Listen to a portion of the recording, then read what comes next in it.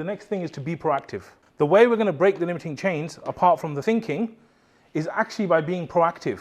If you just keep going, persistence, it overcomes resistance. If you keep taking action, keep taking action, keep taking action, keep taking action. If you just keep taking action, it's going to happen. The problem is most people just spend time in their heads and their mind, and they just think and think and think, and think does nothing except make you feel worse. So the key is to be proactive. For success to happen, you need to be proactive.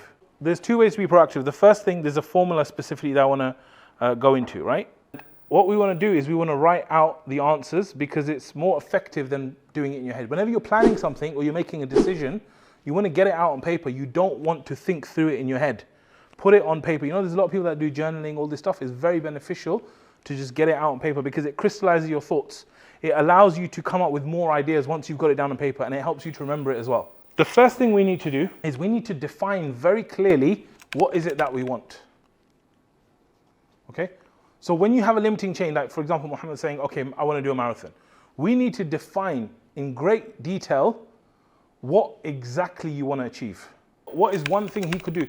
You know, even he could just be like, okay, just to start praying, I'm not even going to pray. What I'm going to do is I'm just going to ask Allah to help me pray. That's it. I'm just going to make dua. But what is one active action he could do? What I want you to think about is you define the thing that you want. So for example, you were saying, I want to be more consistent at the gym, for example. But that needs more definition.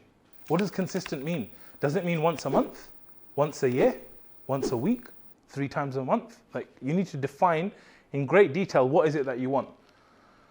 The second thing is that you have to create urgency. You have to have urgency. Why? Because if you don't have urgency, you're very relaxed. It's that whole thing, like when something's urgent, this is with most people. When they're doing their work, they only get things done when there's pressure and there's an urgency, right? Oh, I need to do that report. Okay, cool. I've got 3 weeks. All right, cool. Let me do it the night before. Because of the urgency, right? So when we're doing stuff, you want to achieve something in your life, not only do you want to define what you want to achieve, but you must create urgency around it. If you don't have urgency, it will get left. And that's why the important things in your life that you want to do are getting left because there's no urgency.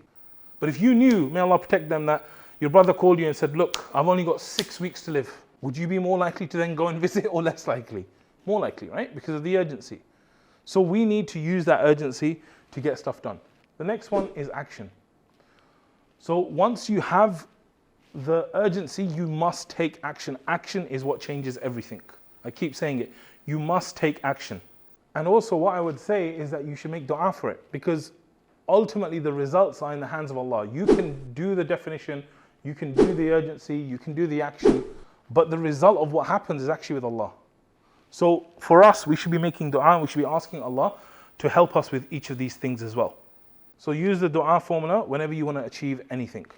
So what I want you to do is I want you to write down the answer to these questions. So we're going to do the formula for your individual things that you want to achieve.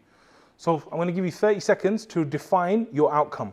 What exactly are you trying to achieve? You need to think about defining that destination. Imagine you got in the car with me and you're my taxi driver and I said, guys, take me to London.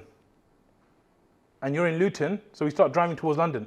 Then you get to like Staples Corner, where I live, and you're like, okay, where in London you want to go? And you're like, London.